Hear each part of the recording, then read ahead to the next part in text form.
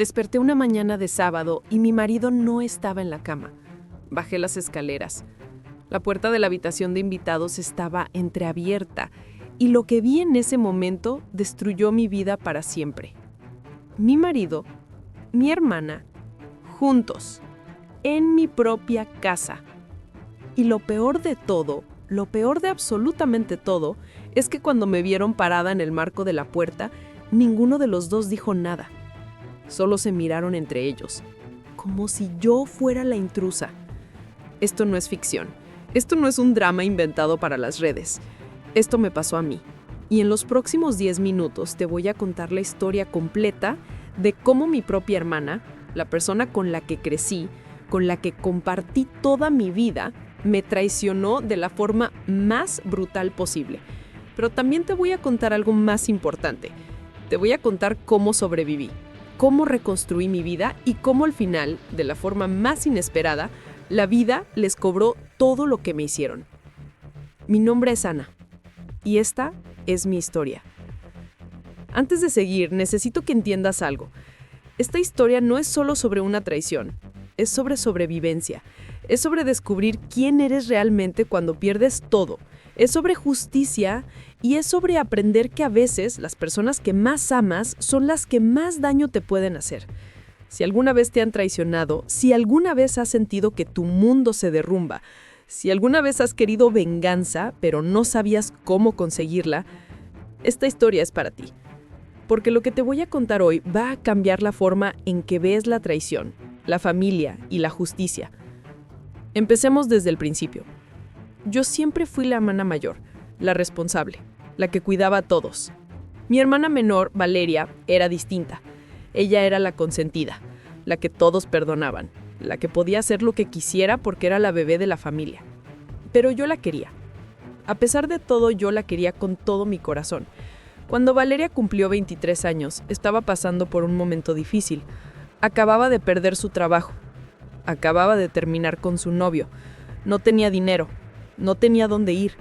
Y yo, como siempre, abrí las puertas de mi casa. Le dije que se quedara con nosotros el tiempo que necesitara, que no se preocupara, que éramos familia. Mi marido Javier estuvo de acuerdo. Me dijo que era lo correcto, que la familia siempre se apoya, que ella necesitaba un lugar seguro mientras se recuperaba. Yo confié en él. Yo confié en los dos. Valeria se mudó a nuestra casa un martes. Llegó con 2 maletas y una sonrisa tímida. Me abrazó y me dijo gracias. Me dijo que era la mejor hermana del mundo, que me lo iba a devolver, que solo necesitaba un par de meses para encontrar trabajo y juntarse de nuevo. Los primeros días fueron normales. Valeria ayudaba con las tareas de la casa, cocinaba, limpiaba, parecía agradecida. Javier y yo seguíamos con nuestra rutina. Íbamos a trabajar, volvíamos a casa, cenábamos los 3 juntos. Todo parecía estar bien. Pero entonces empecé a notar pequeñas cosas que al principio parecían insignificantes, pero que poco a poco empezaron a acumularse. Valeria empezó a arreglarse más, se maquillaba todos los días, incluso cuando no salía de la casa. Se ponía ropa ajustada, se reía mucho cuando Javier contaba chistes, demasiado. Se quedaba despierta hasta tarde viendo películas con él cuando yo ya me había ido a dormir porque tenía que madrugar. Yo me decía a mí misma que estaba siendo paranoica, que estaba imaginando cosas, que eran mi hermana y mi marido, las 2 personas en las que más confiaba en el mundo. Imposible que pasara algo entre ellos. Imposible. Pero las señales seguían apareciendo. Javier empezó a llegar más tarde del trabajo. Empezó a revisar su teléfono constantemente y a esconderlo cuando yo me acercaba. Empezó a ducharse apenas llegaba a casa, como si necesitara quitarse algo de encima. Empezó a buscar excusas para no tener intimidad conmigo, dolor de cabeza, cansancio, estrés del trabajo. Y Valeria, mi hermana, empezó a salir más. Decía que había encontrado un trabajo de medio tiempo, que tenía entrevistas, que estaba conociendo gente nueva, pero nunca daba detalles, nunca decía dónde, nunca traía dinero a casa. Una noche, a las 2 de la mañana, me desperté y Javier no estaba en la cama. Bajé las escaleras pensando que estaría en la cocina o en el baño, pero no. La puerta de la habitación de invitados, la habitación donde dormía Valeria, tenía luz por debajo. Escuché voces, risas bajas, susurros. Me quedé congelada en medio del pasillo. Mi corazón latía tan fuerte que pensé que iba a explotar. Quería abrir esa puerta, quería confrontarlos, pero algo me detuvo. Miedo, negación, la esperanza de que tal vez estaba equivocada. Me volví a la cama. No dormí el resto de la noche. A la mañana siguiente, Javier actuó como si nada. Me dio un beso en la frente. Me preguntó qué quería desayunar. Valeria también actuó normal. Me sonrió, me preguntó cómo había dormido. Y yo, como una idiota, no dije nada. No pregunté, no confronté. Tenía miedo de la respuesta. Esto siguió durante semanas. Las señales se hacían más obvias, las mentiras más frecuentes, y yo cada vez más pequeña, más invisible en mi propia casa. Hasta ese sábado, ese maldito sábado de octubre. Me desperté y Javier no estaba. Pensé que había salido a correr, algo que hacía a veces los fines de semana. Bajé a prepararme un café, pero algo se sentía diferente. La casa estaba demasiado silenciosa, demasiado quieta. Subí las escaleras de nuevo y vi que la puerta de la habitación de Valeria estaba entreabierta. Y escuché voces y supe. En ese momento, antes de ver nada, ya sabía. Empujé la puerta y ahí estaban mi marido, mi hermana, en la cama que yo había comprado para las visitas, usando las sábanas que yo había lavado, en la casa que yo había construido con mi esfuerzo, con mi dinero, con mis años de trabajo. Se quedaron congelados. Los tres nos miramos durante lo que pareció una eternidad, pero probablemente fueron solo 5 segundos. Y entonces, Valeria, mi propia hermana, tuvo el descaro de decirme esto. Ana, no es lo que piensas. No es lo que piensas. Como si yo fuera estúpida, como si no tuviera ojos en la cara. Javier no dijo nada, solo se levantó, agarró su ropa y salió de la habitación. Pasó a mi lado sin mirarme, como un cobarde. Y yo, en ese momento, sentí algo que nunca había sentido antes. No era tristeza, no era dolor, era furia. Era una rabia tan profunda, tan visceral, que me sorprendió a mí misma, porque yo nunca había sido violenta, yo nunca había sido de gritar, pero en ese momento quería destruir todo. Les grité que se fueran, que salieran de mi casa inmediatamente, que no quería volver a verlos nunca. Valeria intentó acercarse, intentó abrazarme, intentó explicarse. Le dije que si me tocaba, llamaba a la policía. Javier bajó con una mochila, solo una mochila. Ni siquiera intentó llevarse más cosas. Valeria hizo sus 2 maletas en 10 minutos. Y se fueron, juntos. Salieron por la puerta de mi casa, subieron al auto de él y se fueron. Y yo me quedé sola, parada en medio de la sala, rodeada de los muebles que había comprado, las fotos que había colgado, los recuerdos que había construido.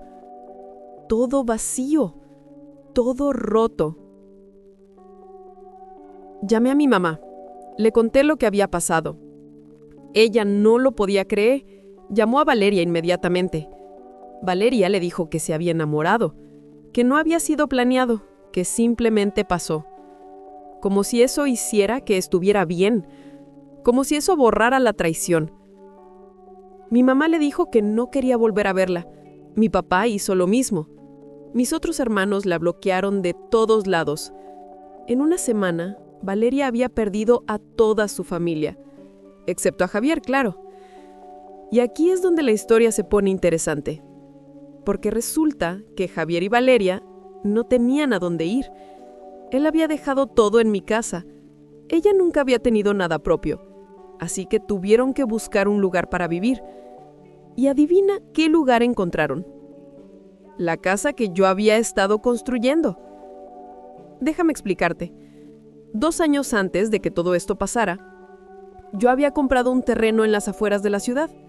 Había invertido todos mis ahorros en construir una casa pequeña, pero bonita.